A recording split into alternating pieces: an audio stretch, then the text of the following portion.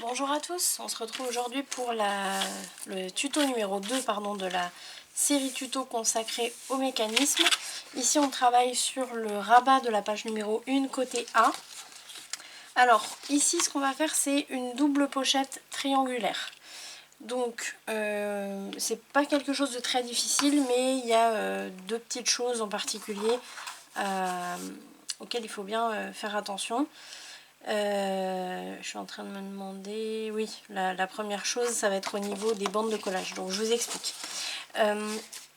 Pour commencer vous allez avoir besoin d'un morceau qui va, alors moi je me suis pris une page complète, une page A4 qui va faire la hauteur, donc en partant du haut de votre fermoir jusqu'en haut, plus une bande de collage d'au moins 1 cm.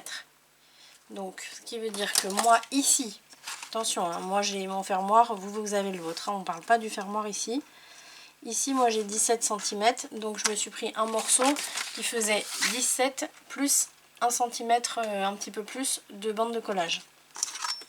En largeur, on va prendre exactement la largeur de la page, donc 20 cm, plus une bande de collage. Donc moi je me suis déjà fait mes bandes de collage, j'ai déjà biseauté ici. Et sur les... Alors j'ai pas biseauté ici, tiens. Donc j'ai biseauté sur les bandes de collage. Une fois que vous avez ce morceau, vous allez couper la diagonale. Ah oui, une chose importante. Surtout, il faut faire la bande de collage en bas. Parce que vous allez voir pour la suite, je vais vous expliquer, elle est quand même assez importante cette bande de collage. Donc, on va couper en partant de la pointe en bas à droite jusqu'à la pointe en haut à gauche, ou l'inverse, hein, peu importe. Donc ça va faire trois choses importantes. La deuxième chose importante, c'est que quand on coupe une pointe, il ne faut pas y aller comme ça directement.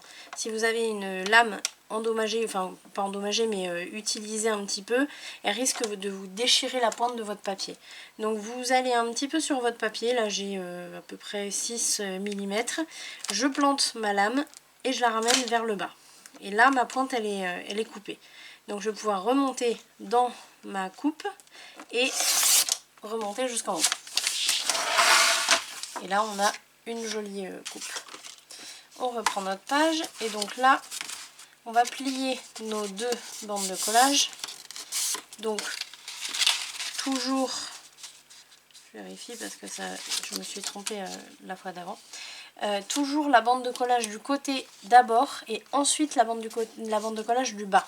Tout simplement parce que si vous faites d'abord la bande de collage du bas puis celle du côté, quand vous allez introduire votre carte, vous voyez ici là, dans la fente ici, sur le bord, si j'introduis ma carte, là je vais être bloquée. Vous voyez, je ne vais pas pouvoir aller plus bas.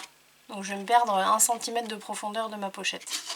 Si je mets, parce que c'est tout simplement le bord de la bande de collage là qui bloque. Si je mets d'abord le côté, puis celui du bas, puis celle du bas, là vous voyez, je peux aller jusqu'en bas.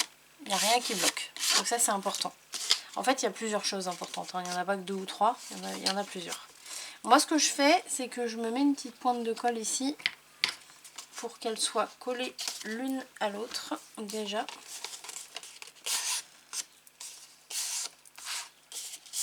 Je reste un peu appuyée. Et maintenant on va pouvoir mettre la colle partout sur les deux bandes de collage. Donc bien sûr à l'extérieur, hein.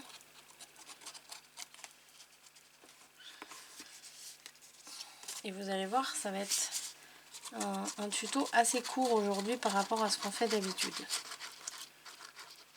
Là c'est que une pochette, mais ça a quand même son importance.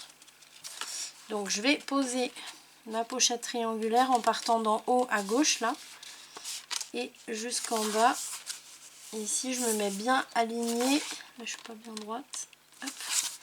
Et ensuite hop, je vais aller aligner ici en bas. Donc il faut que ce soit bien au bord de votre fermoir. Si vous voulez, votre fermoir peut revenir par-dessus la pochette, c'est tout à fait faisable aussi.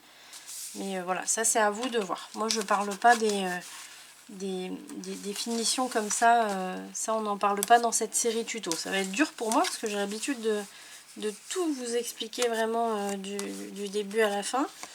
Mais voilà, là on est vraiment sur une série tuto dédiée au mécanisme. C'est pas par fainéantise ou quoi, c'est simplement que, comme je crois que je l'ai expliqué dans le premier tuto, mais au cas où les gens ne l'aient pas vu, je me suis aperçue, moi, en rentrant du centre, j'ai voulu faire une interaction, ça faisait longtemps que je ne l'avais pas faite. Du coup, j'ai été fouiller dans ma playlist, dans mes playlists, et j'ai mis très très longtemps à retrouver l'interaction que je voulais. Donc je me suis dit, parce qu'à chaque fois il faut aller fouiller dans chaque tuto, chaque série tuto de tel album, de tel album, de tel album.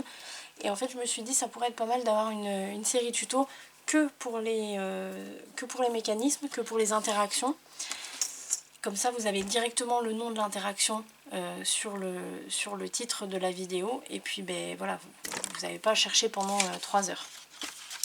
Donc ici on a notre première pochette qui est posée. On va voir la deuxième. Là on va se servir du triangle qu'on a coupé tout à l'heure. Alors ce que vous allez faire tout simplement, vous allez utiliser alors soit dans un sens soit dans un autre. Sauf que si vous voulez l'utiliser comme ça, vous voyez je suis obligée de tourner le papier. Ce qui fait qu'il n'est pas dans le même sens. Bon, vous pouvez, mais il va falloir le... Vous voyez, parce que moi il part un peu dans l'autre sens. Voilà. Vous pouvez si vous voulez. C'est vous qui voyez. Moi j'aime bien quand ça n'a pas la même coupe en fait. Là vous voyez j'ai vraiment ma pointe ici. Ici je vais peut-être le laisser comme ça. Parce que là vous voyez si je coupe ici ça va me faire une... La pointe elle va pas aller... elle va beaucoup plus haut. J'aime bien que ce soit un petit peu... comment on appelle ça? Asymétrique. Donc je pense que je vais faire comme ça. Je suis en train de réfléchir. Ou alors je fais dans ce sens là mais je la fais beaucoup plus basse. Je peux faire ça aussi. Ouais, on va faire ça plutôt. Donc là vous voyez je l'ai tourné dans l'autre sens. Là moi mon sens de coupe c'était, vous voyez je l'ai coupé comme ça. Donc là j'ai mis comme ça. Mais finalement je vais la retourner complètement. Vous voyez, je la prends dans ce sens-là. Et alors là, je vais me faire une marque sur la hauteur, mais c'est vraiment très aléatoire. C'est vous qui choisissez. C'est vraiment pour avoir quelque chose d'asymétrique. Si vous voulez vraiment quelque chose de symétrique, parce que c'est ce que vous aimez, bah dans ce cas-là, vous prenez ce morceau-là directement. Et vous avez juste à le... Je suis en train de voir. Juste. Est-ce qu'il faudrait... attendez, je réfléchis avant de vous dire n'importe quoi. Ouais, il faudra juste poser une... voilà, pas le mettre complètement à gauche, lui mettre une bande de collage, c'est tout. Et encore, vous n'arriverez pas tout en haut. Donc à la limite, si vous voulez vraiment quelque chose de complètement symétrique, il faudra rajouter une bande de collage ici, avec une chute. C'est faisable. Moi, je vais couper ici directement. Je vais quand même me faire ma petite bande de collage ici. Hop.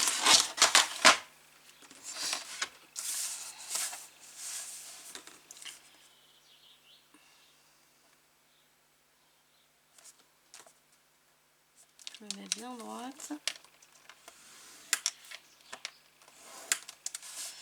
Et on a dit la coupe ici.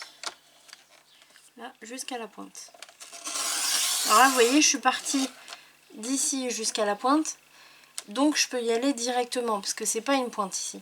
Si j'avais commencé là, j'aurais fait comme je vous ai dit tout à l'heure. On avance sur le papier, on plante la lame, on la remonte, et après on repart. Là, il n'y avait pas besoin. On va biseauter ici.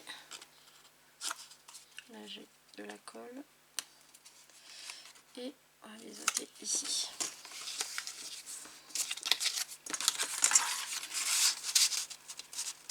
Voilà, moi j'aime bien ce que ça donne là. Ça me fait vraiment une petite pochette ici et une grande ici. Alors, ce qui est important, je vous expliquais, excusez-moi, je vous expliquais tout à l'heure que la bande de collage en bas de la première pochette triangulaire est très importante. Tout simplement parce que quand on glisse la deuxième pochette, vous voyez je la glisse à l'intérieur, je vais vraiment aller jusqu'en bas de ma première pochette pour me poser. Si je mets juste un trait de colle, je ne vais pas pouvoir aller jusqu'en bas, je vais être bloquée à 1 cm à peu près. Donc ça va pas faire joli, je vais avoir un trou ici, c'est visible, c'est pas beau. Donc à la limite je peux pousser comme ça vers le fond, mais ça veut dire qu'il y a ici un espace. Bon, ça peut le faire si c'est volontaire, hein, mais voilà, il faut le savoir, c'est quand même assez important d'avoir la bande de collage au fond de la première. Donc là, en fait, ce qu'on va faire, on va simplement mettre, excusez-moi, mettre de la colle sur l'extérieur de la petite bande de collage ici. Voilà, et c'est tout.